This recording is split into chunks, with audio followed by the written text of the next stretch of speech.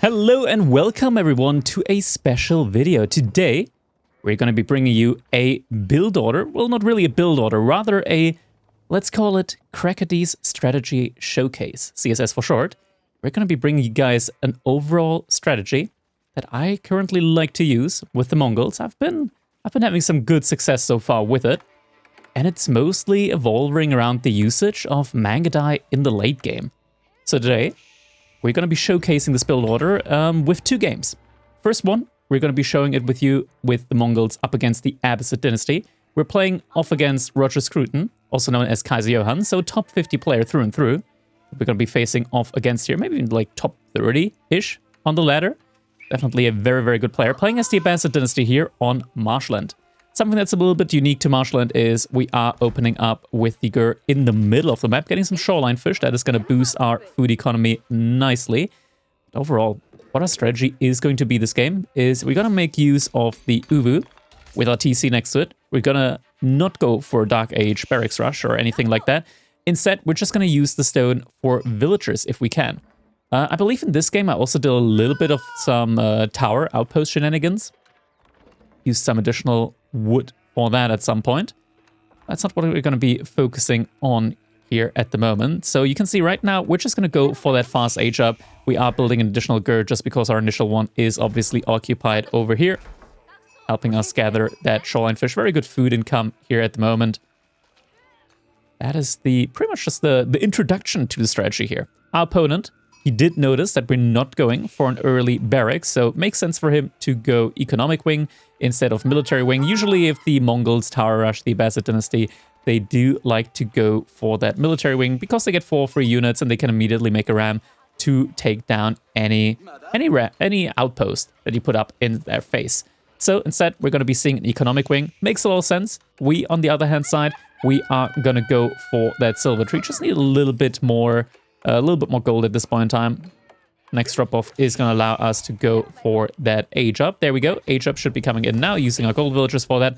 And we're also pulling a villager forward. Just try and be a little bit annoying here.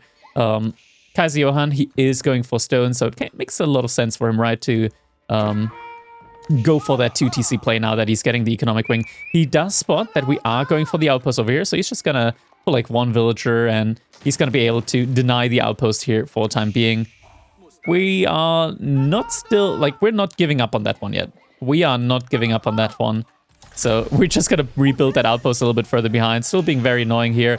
Age up comes in for him. Needs a little bit more stone. Then he's going to be able to put up that second TC. He did have some nice intuition there. Did send another villager forward. So is going to somewhat deny this outpost over here as well. We're not going to cancel this one though. Instead, we are going to be sending our villagers in the middle forward. We're just trying to be a little bit annoying here. It delays us a little bit, but it's also going to just be annoying as the game goes on. Maybe might force some investment on his side. But our overall strategy here is to either go like 2 TC behind this or just fast castle as quickly as possible. I'm not 100% sure, but it looks like in this situation, I did go for 2 TC. I like to go 2 TC in games where I know that my opponent isn't going to like immediately put pressure on me. That's the case with the economy wing, so I know, okay, I'm going to have some time to myself here in this game, and I can just go for 2 TC of my own here. We are currently ahead in the villager department. That is just thanks to being able to double produce villagers. It's not something that's typical for the Mongols, right? Like, we're playing as the Mongols right now. We did get that outpost up. Even killed a scout there. Very nice. We're playing Mongols against 2 TC. The second TC has been up for like a minute so far, and we're actually on even villagers, so that's not very typical for the Mongols, and we're just about to be able to fort our second TC. So second TC is going to be coming up just next to our initial one. We got enough wood for another outpost, and here we're going to try and be a little bit sneaky again. Try and be just a little bit sneaky. He is getting in a barracks band. There's even some early farms at this point in time. Outpost. He doesn't see it yet, but he's so lucky here with this wall. Just in time, he starts putting up that wall, and is going to spot that outpost for me. I was a little bit peeved, I gotta say. Like when I noticed, oh man, this outpost isn't going to go up, I was like, oh man, how did he scout that out? The timing on that one was really, really good for him. So we're just going to run away. We're just going to run it. Pedal to the metal. We try and go back again, try and pull some sneaky shenanigans. We run through stealth forest, just trying to make that spearman lose track of our villager. Khan behind this. Just distracting a little bit on the sides. I'm gonna fast forward a little bit more. Like, these are just mostly like some distractions. Like, I'm even sending an additional villager over here. This one, granted, did have a little bit of a rough time when it came to moving over here, just because the spearman actually found him again. We're gonna fast forward a little bit over here again. Because overall, the game plan is still the same, so we are getting that castle age in. We're both on 2 TC. Grant, he's got a little bit of a villager lead now, since his second TC has been up for a little bit longer than ours. But we are getting an annoying outpost in over here, so that is very nice. We were able to sneak by that. That's just going to give us a lot of line of sight over his base. Like, we can see a little bit over here. We had the Khan patrol over there. Now we can see everything over here. We see the transition into stables. Khan arrow, well, not arrow, but like Falcon. It's going to give us a lot of information over there as well. We're putting up another outpost over here. And behind this, we're just going straight to Imperial Age. Like, we got double pastures on the Uvu, so they produce sheep very, very quickly. And we're just going to use that in order to just get to Imperial Age as quickly as possible. I tried to go for another outpost over here. I believe, yeah, that one does not go up. We are getting spring emplacements, that one though. But behind this, Kaiser Johann did make a ram and managed to take down all our outposts at the front. We did kill a villager over here, but we did lose our villager over here as well. So it's like kind of even there. But we are getting a very fast Karganen Palace behind this. I see a scout over here inside my base. I do manage to take that one down eventually, thanks to the Khan. Just shooting some good arrows. We are going to be in a position now where we are Imperial Age, but I'm in not the best position, I want to say, because our gold is about to run out.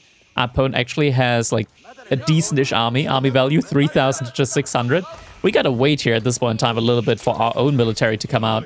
They don't actually get counted towards our army value, funnily enough. Here, I was a little bit stubborn. I didn't want to move my step redoubt over quite yet.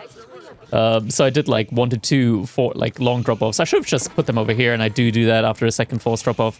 Gold's about to run out now, but his cavalry does spot out that we are indeed over here now. So yeah, we're a little bit steering right now. We don't have a lot of gold in the bank. Well, we got 1,300, but you know, upgrades are expensive. We're getting balanced projectiles, upgrade to elite Mangudai, and yeah, that's pretty much all the upgrades that we want. At this point in time, our Karganen Palace has actually produced enough units for us to like defend ourselves. Our opponent does reach Castle Age behind himself. He gets like walls up all around the map. Does defend himself over here quite nicely, so his base is very much secured. We're giving up all 5 relics here because our game plan, it's just so broken. It's just so broken. It's simple as that. Our army, military, is just starting to mass up behind us. We're getting Hugh Pow, so some very good siege in there as well. He goes for a little bit of a raid there. Does annoy me a little bit. We just pull the villagers back. We pull them back forward again. Also, very strong. Being able to pull away your villagers thanks to the deer stones. Our villagers have 1.49 tile per second movement speed. So they are very fast, and yeah, it's very tough to just catch up to them for any type of raiding, really. And now, we've gotten pretty much all the upgrades on our Mangudai. So the Mangudai now, at this point in time, they do like 16 damage. And that is pretty much like the Exodia build. That is what you want to get to with the Mongols in this situation, with this build, with this strategy. This is what it all evolves around to. Because there are a lot of upgrades that can stack on the Mangudai. So for one, with the Silver Tree, you get the Khan Hunter. Khan Hunter increases the attack range. Then there's another upgrade from the Archer range, which further increases the attack range. You get +2 damage from the improved arrow upgrade there as well. But yeah, overall, you just get so much attack range. Like at the end, they're at 5.75 tiles of attack range. That is almost an entire tile further than archers or crossbows. So you outrange archers, you outrange crossbows.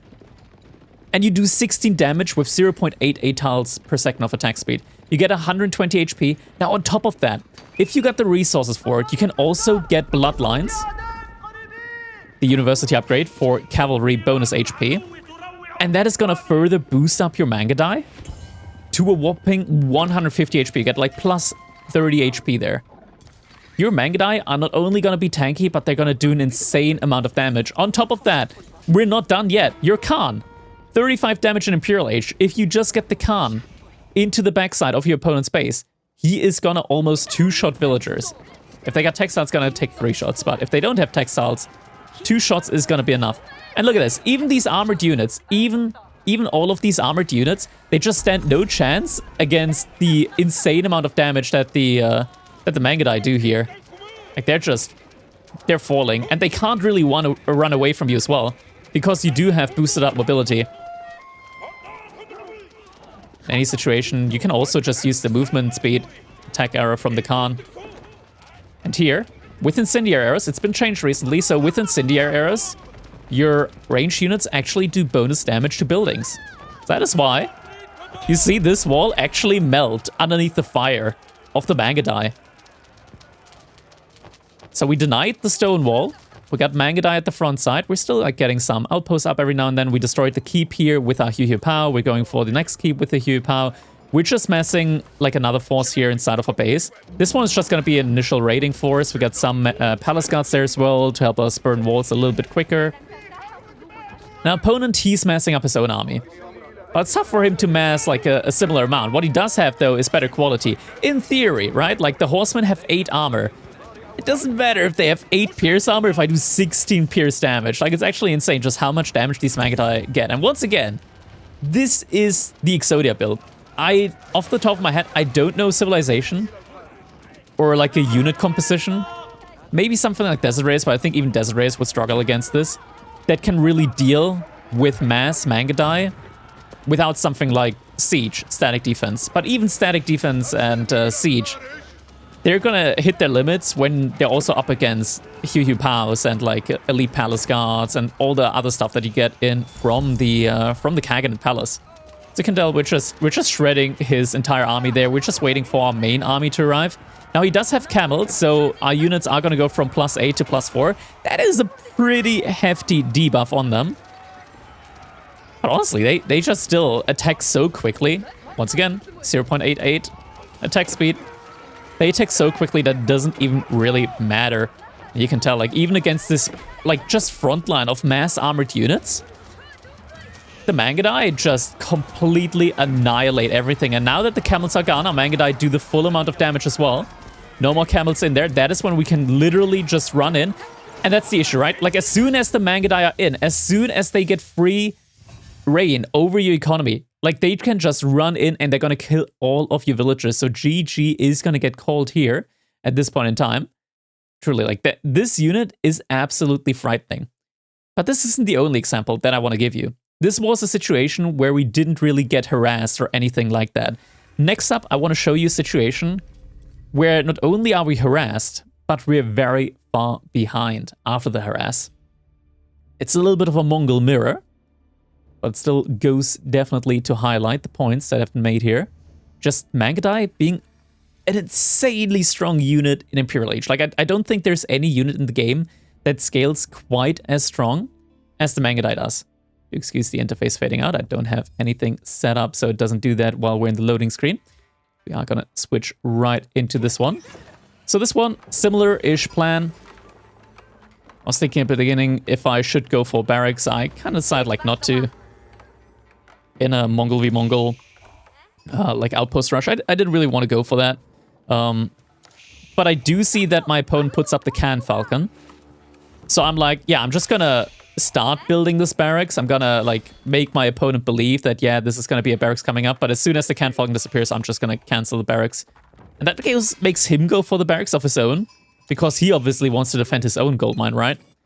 But we just replaced that with a pasture. So we're getting very good food income very early on. And you can see that he's actually not even making a spearman. He was kind of waiting for it, I guess. It's interesting that he didn't even make any. But behind this, we're just going to get an outpost up on our gold, and we're going to be fine to age up. A little bit of mismacro on my side, and he is going to go for a silver tree. Once again, we aren't going for that silver tree. We're not going to go for that trade. We are just straight up going to go for that Deerstone's play. And our opponent is going to go for the outpost rush on delay. By the way, this is Flash. He's a very highly skilled Mongol player. Used to play a ton of Mongols, and I believe like in Season 3, he's been top 10 on the leaderboard. Season 2 was like top 20. He's recently started playing again. There might be a little bit of rust, but honestly, he's getting over it. Now we do deny that that outpost drop. At this point, like, we got our outpost up, so we can just use our Khan in order to make sure that this outpost isn't getting put up. We're already seeing some archers come in. Double production means that our opponent has a lot of military out now at this point in time. We are actually going to be able to hunt down that villager with our Khan. Able to get some damage in on that one. And we did get at least one stack of double produced villagers in. Here at this point, I was actually a little bit unsure what to make. I actually went for Mangudai early. I don't think you should make Mangudai early on. I think in Feudal Age they could be good in against a passive opponent just to keep them a little bit on their toes. But against an active play like this, they're not that good. I tried. Don't do it. Don't do it. You're gonna see why. This is the reason why we're gonna be behind now in this game towards the mid stage. So he's just pumping out archers, you know, double production, gets a lot of them out really, really quickly, and now a ram is gonna be coming in before any other upgrade. So we're in trouble right now. We're in trouble. I'm actually... did I send more villagers out? Yeah, I did send some more villagers out just so I'm going to be able to put more villagers inside the outpost. We're not going to slow it down just a little bit because, yeah, first outpost is going to go down. We're going to lose some villagers here. Mangudai, at this point in time, we notice, okay, yeah, this unit isn't that good. We do some miss-micro over here. We lose some archers and able to keep some of the villagers safe. Here, I hope I'm sending this one back. Yeah, I do send that one back, but I'm still going to lose, like, more villagers. And now we're actually behind in economy. We lost access to our gold. We're going to lose our Gur over there as well. Lost another villager. So we're not in a good spot right now. We are absolutely not in a good spot. We're just getting some archers in now. We still, like we've got a ton. We've got a ton of food to work with. We just don't have any gold. So we're going to go for a little bit of a desperation play. We got 1 gold here on the top side. And I believe, yeah, our opponent actually hasn't scouted this top gold. That is where we got really, really lucky, actually, in this one. But we did manage to, like, sneak out to this top gold over here, able to secure that gold vein.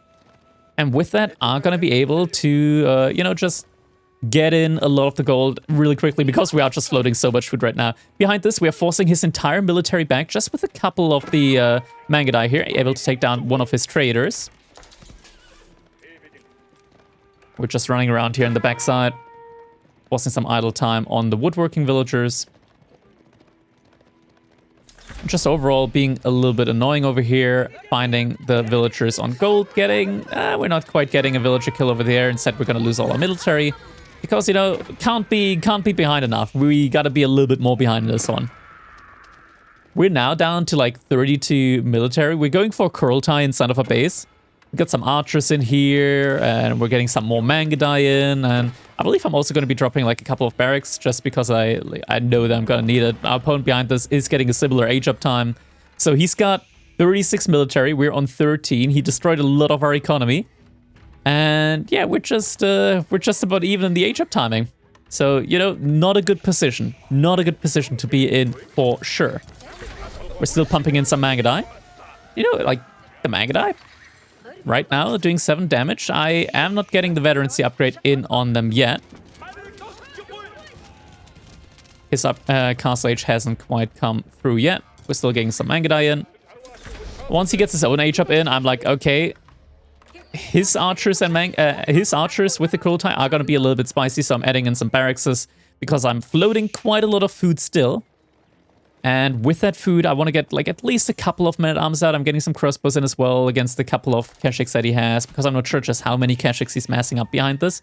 We're still sending our ranged military out here behind this, and we're actually finding some traders again, so are going to be able to pick off some traders right there, so that is some good value that we get in. So behind this, he is only sitting on a single trader, so we did a good job of like shutting the trade down for the most part.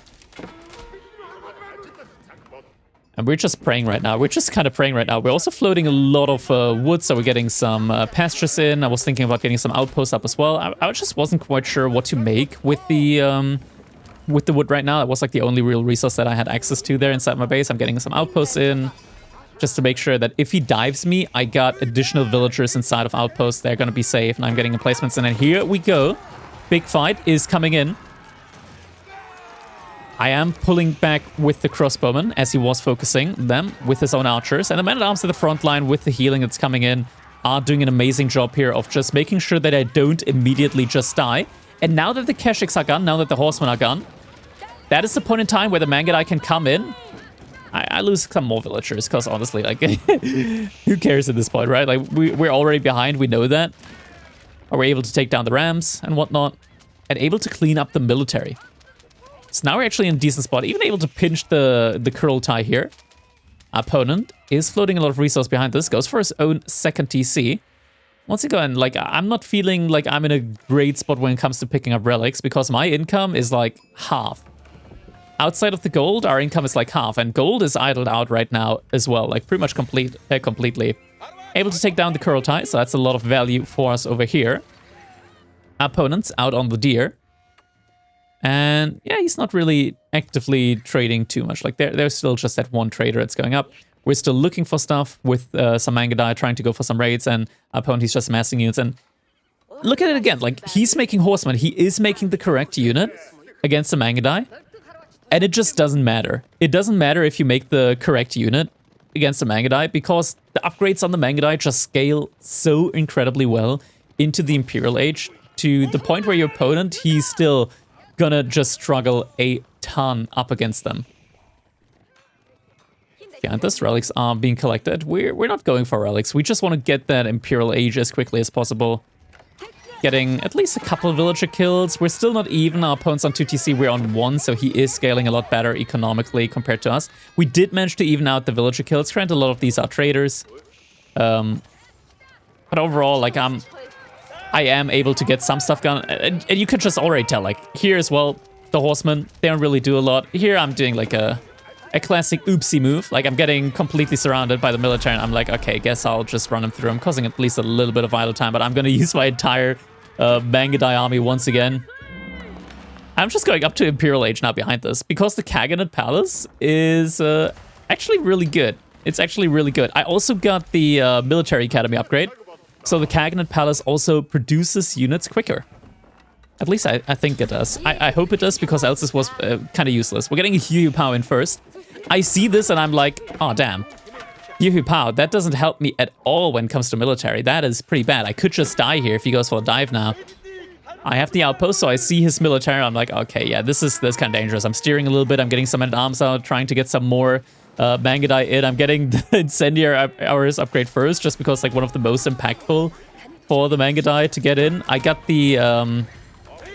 No, I didn't actually get the Siabo upgrade. They're just getting a lot of damage from the Kurultai as well. So right now they're doing like +4 damage. And then my opponent doesn't have his Kurultai active. He is actually rebuilding that one with some villagers. So eventually that is going to come to play. Again, horseman, like he was just a little bit confused now. Like, where am I getting gold from, right? Like he tried to deny me off of gold. He is going to see that, okay, there was gold up here. He's going to take that outpost down.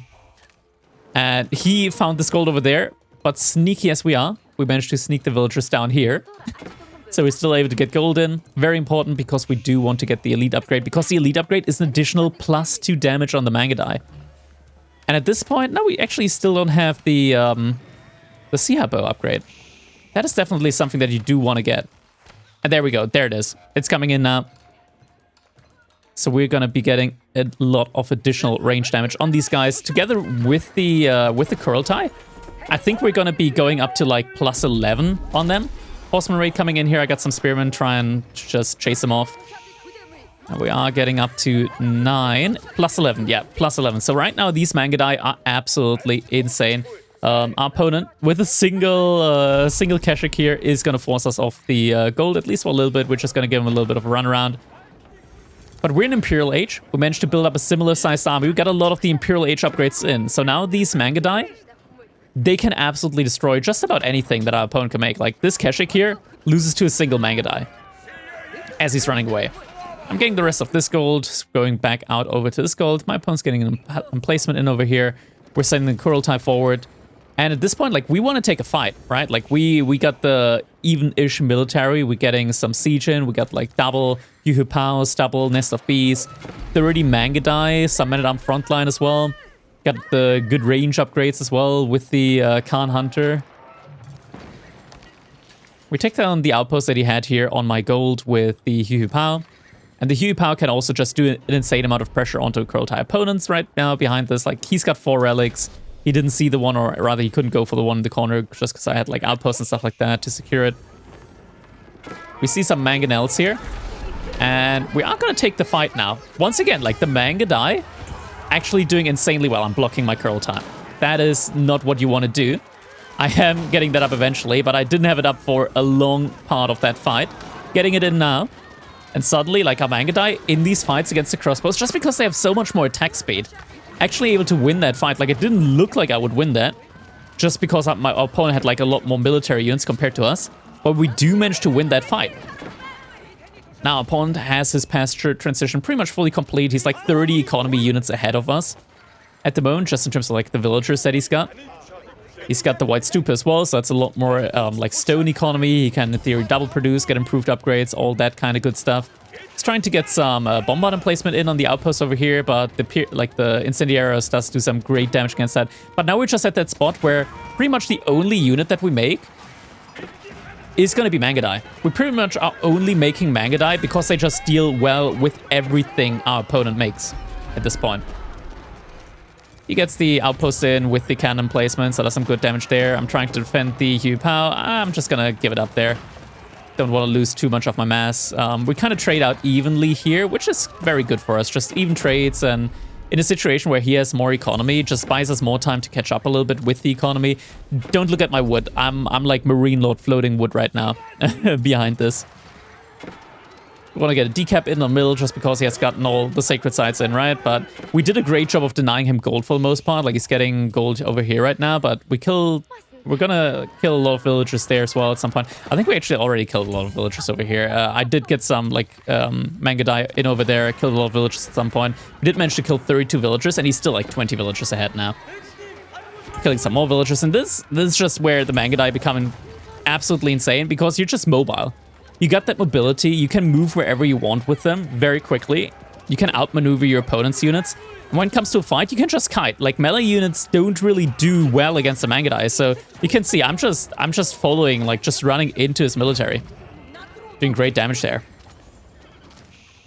Yu Pao is going to be able to just take care of pretty much any emplacement that our opponent wants to get in.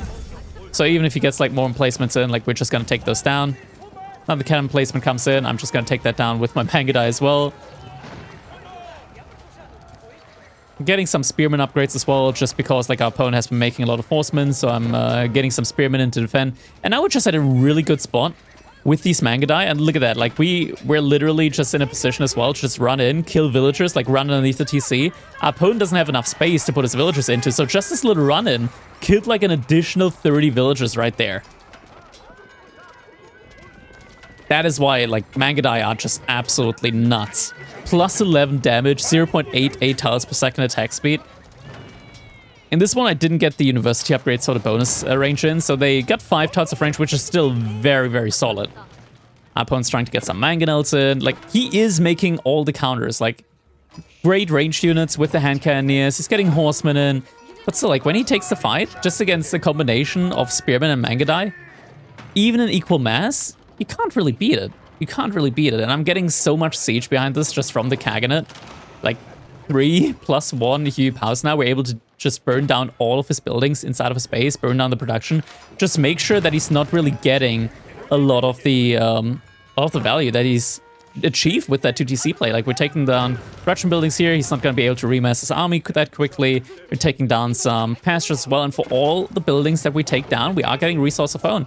Going forward now with some outposts, getting some additional production buildings in forward with pop cap, and we can pretty much just go for whatever strategy that we want now. Just go for the killing blow, get some Mangudai over here, finding the gold again, killing villagers just really, really quickly. And behind it, it's just a slow push with the Hu Pao. Last fight, I believe, that our opponent here is going to try and take. We do have the mangonels coming in. Spearman, a little bit out of position here, but in the end, like, it doesn't even really matter. Our opponent doesn't have the curl tie up anymore. We took that down at some point. And Mangudai, we just spread them out. They can even survive, like, double mangonel shot on them because they have a lot more HP than normal archers. We just run through, military gets destroyed. And just like that, like, the mass Mangudai play, that is the strategy. That is the strategy. Now, this strategy, I'm going to give it a little bit of a strategy, like a difficulty rating. The difficulty rating for this strategy is going to be a whole 3 out of 3 stars. It is a very difficult strategy to pull off. Mainly because in many matchups, you are going to have a hard time of just stabilizing or just holding against a push when you're trying to go for a fast Imperial Age. When you play up against an opponent that gives you enough time for that Imperial Age to come in, for those upgrades to come in, and you're able to get a somewhat decent amount of Mangudai in, it's very similar to how Ottomans used to be played, where you just try and go for that fast Imperial Age, get that one big army up, And it's a death ball that other civilizations find incredibly, incredibly hard to counter. The strategy is tough to pull off. But when you get to that point, so even if you're like not immediately planning for the strategy, do keep it in mind, because if you find yourself in a situation where you're in Imperial age as the Mongols, and you're not quite sure what to make composition-wise, that should be one of the units to look back to, and to think about, okay, if I just mass enough Mangudai with all the upgrades, I can pretty much beat every single unit in the game. I did a similar thing over here against Starflog as well. So I think, yeah, we even did that with like 2TC, so fast 2TC. Once again, like we lose a lot of stuff. After the Imperial Age, we just get dove onto, and we lose a lot of stuff. But we just get the upgrades in, and slowly but surely we're getting that death ball in, and we just take fights. Like all of these fights here you can see, even with way less military, because our units are so strong, even with way less military, we're just taking more and more effective trades. We're able to build up our military, our opponent isn't able to do so. And you win the game just like that. And yeah, fellas, I hope you guys enjoyed this little bit of a strategy showcase. We're gonna call them CSS, Crackedys strategy showcase here on the channel. I'm gonna try and put some more up of these, of this like little bit of a guide-ish type of content. So definitely do let me know what you think about this type of content, whether you like to see more of it, or whether you just wanna like see casted games, or maybe just straight up like build orders with like written guides, stuff like that. Do let me know in the comments. Also, make sure you leave a like on the video. Helps me out a lot with the traction here on YouTube. Make sure you subscribe to the channel as well. That way you do get notified whenever we do upload here. Thank you guys so much for watching, and I hope I see you all in the next one. Have a good one.